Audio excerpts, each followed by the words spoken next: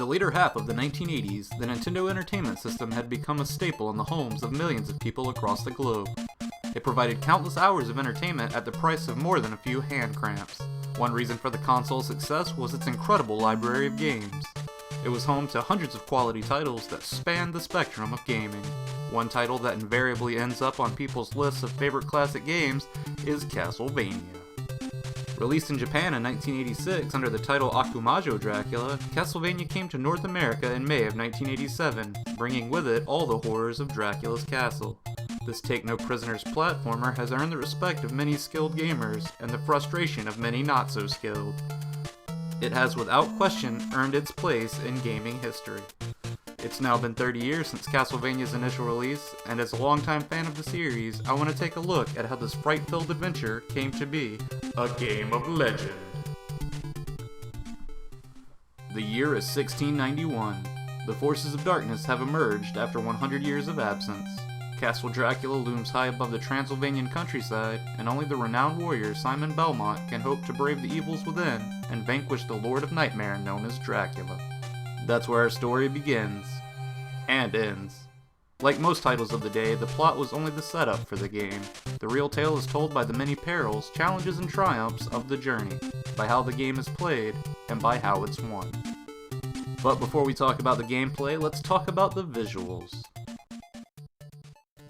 Set in a medieval castle filled with secret passages, horrifying monsters, endless staircases, and of course Dracula himself, the game presents a variety of creatures and locales spread out over 6 levels and 18 stages.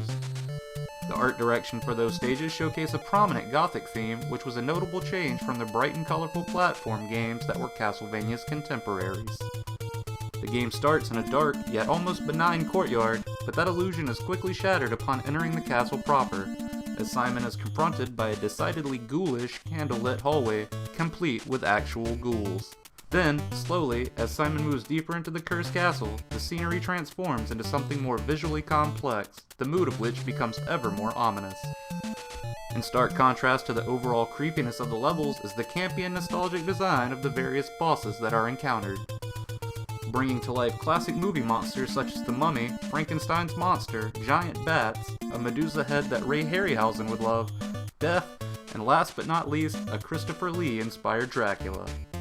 The art style of the graphics add atmosphere to the 18 unique stages of the game and make Dracula's castle feel both eerie and awe-inspiring, with game designers proving that a limited color palette doesn't have to be a bad thing. Though it is not the best looking game in the series, with Castlevania 3 pushing the visual envelope of the NES era Castlevania games, this 8-bit game still holds up today as a great looking title. But let's face it, we didn't pass through the gates of the castle because we thought it looked pretty. We came for a challenge, and that's where Castlevania's gameplay comes in. Gameplay, perhaps the most crucial part of a gamer's experience, is typically the driving force at the core of any great game. And this is especially true of the 8-bit era of gaming, as cinematic cutscenes and driving plots weren't a viable possibility much of the time. The games had to be fun, and the games needed to be challenging. NES carts weren't known for massive storage capabilities, and a tough game was likely to stay in a system longer than an easy one, even if that easy game was a bit longer. That's not to say that super easy or story-filled games didn't exist, just to say they weren't the norm. With that in mind, it's no wonder that most games of that era had solid gameplay elements and tight controls. Castlevania is no different.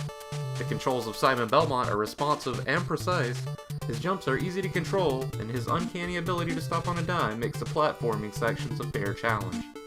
Climbing stairs, on the other hand, can be a bit tricky at first, as it requires you to hit the up button and left or right simultaneously in order to climb in that direction. Hitting one a split second too late can lead to Simon passing right through the stairs, often to his death. As far as weapons are concerned, you start the game with only a leather whip called the Vampire Killer, which can be snapped left or right. This whip can be upgraded easily with 2 progressive enhancements, making its reach longer and its hits harder. This upgrade can be found, like most worthwhile items, inside candles. Once you've mastered the basics of handling the Vampire Killer, you can then move on to the more subtle aspects of combat gameplay, starting with sub-weapons. Sub-weapons are special limited-use items that enhance Simon's arsenal. They include the boomerang, axe, stopwatch, holy water, and dagger. They each have unique effects and uses, with various enemies interacting differently, or in some cases not at all, with certain weapons. The boomerang can be thrown across the room and will circle back, potentially causing 2 hits per throw. The axe is a heavy-hitting weapon that can be tossed at an angle, great for hard-to-reach enemies. The stopwatch stops time for a brief moment, giving respite from all the enemies on screen. Holy water can freeze certain enemies, and the dagger is a quick-hitting projectile. All of these sub-weapons are powered using hearts found throughout the game. Hearts can be salvaged from fallen enemies, deflected fireballs, hidden in candles, or in false walls. Each weapon can also be upgraded to allow more weapons on screen at once. These upgrades only affect the current weapon equipped and vanish if another is picked up. Also, dying will strip Simon of his sub-weapon, any upgrades including whip upgrades, as well as his hearts being reset to 0. To avoid the pain that is death and the regression that comes with it, make sure our hero eats his daily ration of wall meat. It heals Simon for some reason, because the 80s? And while we're on the topic of death deterrence, it's of paramount importance that our vampire hunter comes equipped with the most powerful of weapons in any 8-bit hero's repertoire: a good memory. Memorizing level layout, enemy placement, and boss attack patterns will go a long way in helping to survive the terrors of Dracula's castle. As Simon draws closer to Dracula, the challenge of the game is steadily increased, enemies becoming more numerous while dealing more damage, as well as stage obstacles appearing more frequently. There are few cheap deaths in this game, no death that can't be avoided with patience or strategy, and certainly no blind jumps or screen transitions of doom.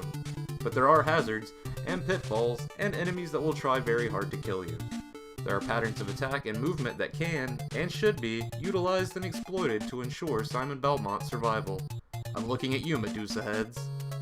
Unfortunately, trial and error is your best hope with regards to learning any portion of the game, which admittedly can take a bit of time.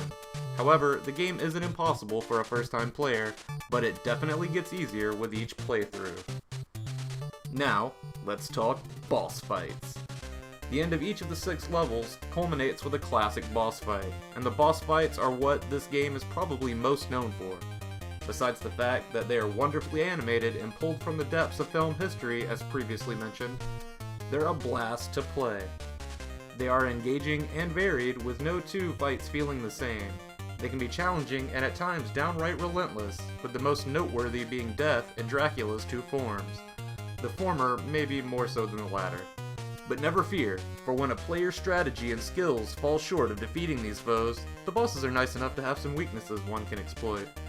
Basically, it boils down to each one having one sub-weapon that they are more susceptible to, such as the Holy Water being able to paralyze both Death and Dracula's final form. And while these weapons can tilt the fight in your favor, it doesn't mean the bosses will just lay down and die. This boss fight mechanic is somewhat reminiscent of another 1987 classic, a certain Mega Man, though the fights aren't quite so easy, with the sub-weapons only giving you an edge and not the whole damn sword. The only exception really being the final form Dracula. Holy Water makes that half of the fight feel a bit like a Bowser battle. However, if the lesson challenge isn't to your liking, switching to just the whip will make any of these fights feel like a real struggle.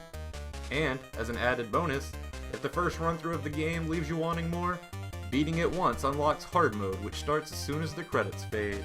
This version of the game features varied enemy types with new spawn locations, all of which deal much more damage.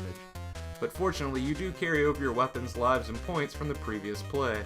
The challenge in this mode is ramped up considerably, and the memorization of the normal mode maps won't be very helpful as the strategies needed for each stage have changed. But this is the mode that helps solidify Castlevania's place in history. Lastly, Castlevania brought a musical score that, from the first note to the last, captured not only the spine-tingling setting of the game, but the heart-pounding sense of adventure. Composed by an at-the-time unknown Kinuyo Yamashita, the soundtrack featured iconic tracks such as the opening song, Vampire Killer,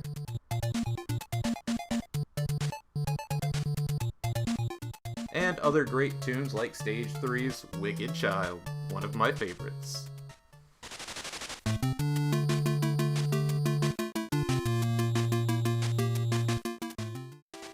The soundscape of the original Castlevania would inspire many of the future installments of the game series, with Vampire Killer seeing many updates and re-recordings as an auditory staple of the series.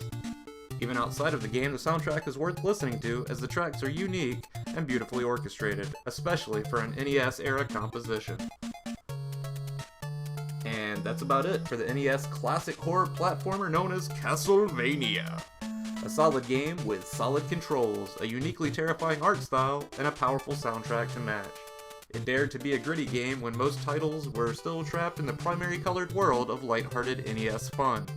This game wasn't perfect by any stretch of the imagination, but it offered a different experience to gamers looking for a bit of a change. The challenge at the core of the game has helped to keep it relevant even decades later, and if you haven't played it yet, you could be missing out. It might not be for everyone, but if you like later games in the series, or platform games in general, then I highly recommend the game that launched a franchise of horror, Castlevania, a game of legend.